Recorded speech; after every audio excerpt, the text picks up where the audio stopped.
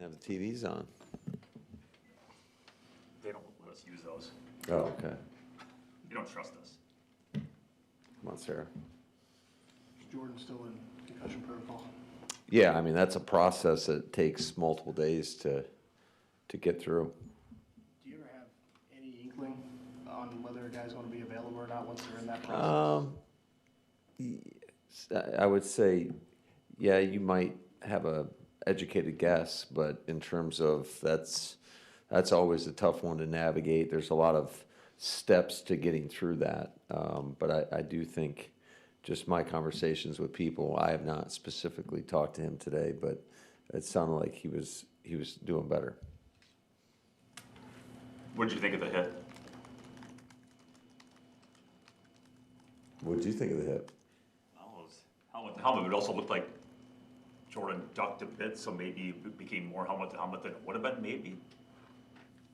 Yeah, I think it was a hit to the head. I think they called it the right way, and it's an unfortunate part of our game. Sometimes it happens. Not knowing Jordan's availability in practice or the upcoming game, does that change how you go about the week preparation-wise with that uncertainty? I wouldn't say it changes our process. Certainly, there's a lot of conversations that need to be have up until that point, but it definitely complicates things. But that's life in this league. Now, what'd you think of Malik on film? I thought Malik did a heck of a job. I thought there was a lot of great things that he did, and when plays weren't there, I thought he did a good job using his legs. It's great to have a guy like that can go in and you feel confident can move the football. It's crazy. It's now the second time, at least in my career, where we've lost a game where we haven't punted, and it just so happens it's happened twice this season. So it's unfortunate, but obviously we didn't do enough in the red area. You know, can't have a takeaway there or a turnover there. We had a couple blown calls in regards to just the play calls and the execution of those, and you can't waste plays down there. They're so critical, everyone, and you know we weren't good enough. What do you make of that? Like, you're best in the league by far if you take like 80% of your games, but there's a game here and game there where it's just hasn't been productive at all. Yeah, but that's life in this league, and you got to find a way to overcome it. I mean, there's going to be moments where it's not going to be up to your standard, and ultimately, as a team, collectively, you have to find a way to overcome it. And unfortunately for us, we haven't been able to do that in some of those instances.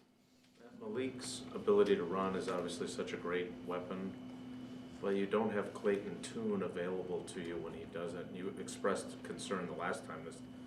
Is like Jaden Reed your next option? What do you guys do if something catastrophic happens? Yeah, I mean, I think most teams in the league, you really prepare for it and you take a little bit of time, but it's not like you're dedicating a whole bunch of time for those situations in the event that you need to have somebody come in as your third quarterback. Usually, if that happens, it's all bad. So it's, time spent, value received kind of deal. But if it does get to that point, I mean, you have to have some sort of plan. It's just, I haven't seen many of those that are very good plans yet up to this point. How's your league doing? He looked like he took a big hit at the end of regulation, but then he had to throw to Reed in overtime. How is he physically? I'd say he's pretty sore. I mean, it's a legitimate deal that he's dealing with, and he's going to be another guy that just we'll see where he's at as we progress, and that further complicates the other problem. Matt, who's your emergency quarterback? Well, we have two guys that we can potentially go in there. You want to name them? Why? Curiosity. Okay. Josh Jacobs is one, and then Jaden Reed is the other. As far as Malik goes, every time he comes in, it just seems like he moves the offense, to your point. I have no idea what constitutes a starting caliber quarterback in this league, but do you view him that way? Absolutely. I think 100%. I think he's done a hell of a job. I think we've all seen it, right? I mean, when he's gone in there, we've been able to move the football. We've won games with him as a starter, so we've got a ton of confidence in him and his ability to go in there and win a game if need be. Matt, you've coached quarterbacks in the league for a really long time. Obviously, you always say about the backup, well, we believe in him, we trust in him. Is it a little bit different with him, though, based on Absolutely. everything he's done, right? Yeah. What, It's credit to him. It's his ability. What's so cool about it, and I don't know if you guys get the feel on game day when you're watching it, just how even keel he is. I mean, I don't think his heartbeat even goes up a blip when it's all of a sudden, hey, grab your helmet, you're going in the game. I just don't get any sense. He is just as steady as they come, and I think that's just a hell of a trait to have, because I think most of us probably would be a little bit different in that situation. So what I noticed last night, you would get Wilson running, then you'd run jet sweep, and you might run a fake jet sweep, which sets back up the run. But that's sort of a Willis package, and is that something you prep for, like if I have to go to Malik? No, I think that, so outside of a couple of plays in that game, the majority of it was stuff that we had in the plan, period. And it's just all that stuff kind of played off one another, and we just got to them more than we do, in some other games. So that was just a byproduct of that. Well, when you're doing that too, it looks like you can tire out your defense, your opponent's defense, right? Sure. Yeah, I think there's an element to that. I mean, the way I look at, just the run game in general, I mean, everybody wants to see the big old uppercut to knock somebody out, and that's usually in the pass game or when you're getting a huge explosive. But if you're just chipping away at it, it's like body blows in a boxing match. And I think the more you're able to do that, it tends to wear down the defense a little bit.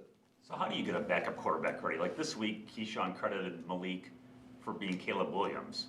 So just how do you get a backup quarterback ready during a week when he's not getting those reps? Yeah, that's always the tough deal. I mean, a lot of it is on the individual, just making sure that you're studying the plan. There's times where, because in practice, he's not getting any reps with the first team offense. So it's how do you take the reps that you get in practice? We always try to put it in our terms, so you're getting so you're going through that process the same way if we were calling to play. And some weeks it translates a little bit better to the plan that we have in place, and some weeks it doesn't. But I think just him being dialed in, taking the mental reps when Jordan's in there, and then doing stuff, whether it's an individual or post-practice, that's a credit to him, to Sean Mannion, to Luke Getzey, to all the guys that are, to Tune, all the guys that are putting in that extra work to get ready to play. Now, we asked you last night about Josh not having another carry after the fumble, but he was on the field for the hands team, right? Was that an injury issue? Do you have clarity on that now? Yeah, it's a lot of it was just, we all know what this guy's been dealing with, and he's been fighting to go back in there. I think a little bit of it was, I thought E was running pretty well, and so we kind of were rolling with that. But certainly Josh is as competitive as anybody I've been around in regards to his ability to get himself ready to play and to go out there and be effective. And unfortunately, it was a tough play, but it had nothing to do with why he wasn't in there, later in the game. How do you come out of it? I think he's pretty sore. How is Romeo's wrist? I'll give you guys updates on that later in the week. Matt, is it? I don't think it's anything like too concerning. Go ahead. Can you explain what happened on the zero blitz on the tying touchdown? What was the miscommunication? Yeah, I'm not going to get into the semantics of all that because I do think there's some element of scheme involved with that, but obviously we busted it. So we busted the situation because it's a shame. I mean, they had scat protection on, getting 5 out. We had everybody covered. We had a free runner at the quarterback, and I will say, not too many guys in the world can make that throw, and he did a hell of a job drifting away from it, put it in the perfect spot, and unfortunately, we just didn't have the defender where we needed one, or at least to make it a contested play. So it's just, if guys bust certain things, I mean, we got to coach it better. Bottom line, we got to coach it better. So when we get in those critical moments, that's when you have to be at your best. And too many times in the critical moments yesterday, we weren't at our best. What's more upsetting for you as a coach, a game like yesterday where you let it slip through your fingers, or a game where you're just out physical and out executed start to finish? Which one eats at you more? They all suck. How about that? I mean, it doesn't matter. That's why it's a week to week. It doesn't matter.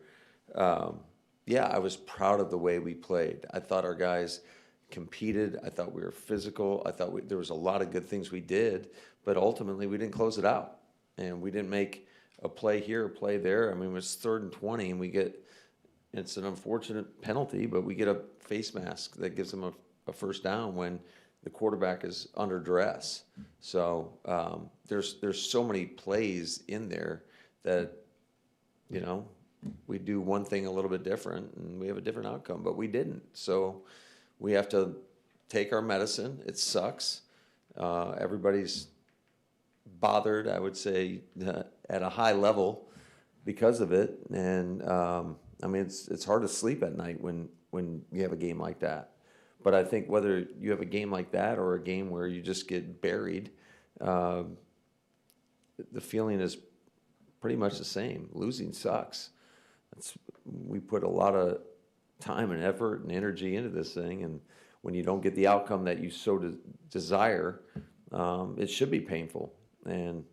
But bottom line is, we got to deal with it. We got to learn from it, and we just got to find a way to go 1-0. Period. And that's going to be the message to the team. You played them twice in 3 weeks. Has the thought occurred to you at all that you might see them in 3? I'm not worried about anything past Baltimore. So I want to get through this press conference and then turn my attention to the Ravens. Do you allow yourself at all to watch other games and results you might need to improve? Nope. No? We're focused on us, and whatever, the way I look at it, I know it might not be totally irrelevant, but the way I look at it is it's irrelevant. We got to handle our own business, and it starts with, we have a home game, a great opportunity versus a team that's fighting for their playoff lives as well, and in the Baltimore Ravens. After looking back at the tape, what do you see from your pass rush in the first game without Micah? There were some good things, and there were some things that we absolutely have to clean up. Like, we knew going into the game, one of the keys was not allowing the quarterback to get out of the pocket, and there were a couple critical moments where he's able to scramble for first downs or make off-schedule plays, and that's what makes him so difficult to defend, because he is extremely athletic and he can get out of things. Matt, do you have a better idea of what you can do at tight end? Did you ask Goody to go get Mercedes off of the Broncos practice squad or anything? We talked. I'll say that. We talked, and we have a plan, and we're kind of working through it right now. Did Christian come out of it all right with his chest and shoulder? Yes. Is there anything you can take away from playing Caleb Williams now that you get a similar quarterback in Lamar Jackson? Anything from this game? Yeah, absolutely. In terms of just how important the rush lanes are, and when you're playing an athletic quarterback, I mean, everybody's got to be on the same page, and you got to do a great job of just owning your responsibility and doing your job. Matt, I know the league doesn't work like this, but you're basically 3 special teams plays away from being 12-2. Where do you kind of think your special teams are at? And I know Romeo caught everything thrown his direction yesterday, but the game's on the line, and he took ownership for not getting that. Where do you kind of think you are special teams? Well, I mean, contrary to, I get it. I mean, you're looking at 3 plays that are killer plays, and but I think if you look at the totality, I think our teams have done a pretty good job, especially when you look at our coverage units. I know we're sound in what we do, and I think guys have been competing, and it's not like we're giving up huge returns and things of that nature. It's just unfortunate that there's been a couple moments where it just kind of puts a black cloud over whatever's been done. So does the good on the whole, in your mind, outweigh those three killer I plays? do, but because it's never about just one play. You know what I'm saying? Like, okay, so we don't field that, but you know, we also had a every phase contributed to that loss. We had a turnover in the red area. We went 0 for 5 in the red area, and then you got them 3rd and 20. We have a penalty. I mean, it's crazy to think they had 9 points with 2 minutes left in that football game. What is Malik dealing with injury-wise? Malik? Yeah, you mentioned that he was dealing with something. Yeah, shoulder. Matt, you said these are the games where you don't sleep very well. So you get on the plane, obviously you're pissed that the game went the way it did. But how do you flip the switch then to, all right, my emotions don't matter anymore, now I have to get this fixed, because there's a lot still on the line. Yeah, absolutely. I just, that's part of it. That's part of it. And, you know, if I can't do that, how can I expect anybody else to do that? So, you know, you come in, as painful as it is, you watch the tape, you make the corrections, you talk as a staff. What are we going to do different? How are we going to get these guys to go out there and try to put them in a position for them to go out and make plays? And then you move on to your next opponent. After what happened at Denver and then what happened last night, how do you think the guys are going to respond? I'm very confident, knowing the character of the guys in our locker room, that they'll be ready to roll up their sleeves and get to work. Matt, I thought through 4 quarters, your defense contained the quarterback, good coverage on those receivers. You know, here penalties here and there. The touchdown to Moore, they say they came up with on Wednesday and repped it on Thursday. How different did that look than what you guys were prepared for in terms of scouting? I mean, that's a play that, it's not like they invented something right there that we've never seen before. Yeah, so. 2 more, please. Matt, just, I don't want to get into the scheme of it, but obviously the bust is a huge play. Given how, I mean, Bullard was really good for you last night, I think you'd probably say. Yeah, he did a great job. So, but he's been really good in the slot too. Was there any consideration to going with Zane at safety so he could stay there, or was that not part of the plan? Well, Zane's another guy that we have a lot of confidence in, but I think when you look at it in terms of when you're playing the nickel, we thought it was best because we didn't want to take Bull off the field yesterday. So that was, I would say, the thought behind it, and we thought it was best to give him every rep at safety, just to leave him there the whole game. Hobbs is a guy that's got a lot of nickel background in his past. I thought he played pretty well. I thought he was physical and he fit well. He made some plays, and his availability, just that's why we went the way we went. But you know, we also have a great option in Zane's, another guy that we have a lot of confidence in. So I'd say it's a good problem to have when you have a lot of guys that you're confident in, and it gives you just different avenues to get to where you want to go. It's been How do you about, prepare for a guy like Johnny Walker, who's only played a few snaps this year? How do you prepare for a guy like that you just haven't seen much? The same way that you would prepare for every other guy. What's it matter if it's him or Rome out there? You know what I'm saying? Like, it's been about a week since you kicked off in Denver, and it's been a pretty tough week for your team, from the injuries to losing 2 games. You guys had really good shots in. How do you reset? Is this a moment where you need to take any special measures to reset, given how tough the week has been? no, you just you reset the way you do whether you win or lose. Our guys, number one, have to understand what's in front of them, and I'm a big believer in the energy that you bring in each and every day is going to help put you in a position to go out there and win, whether it's Saturday, Sunday, whenever we play.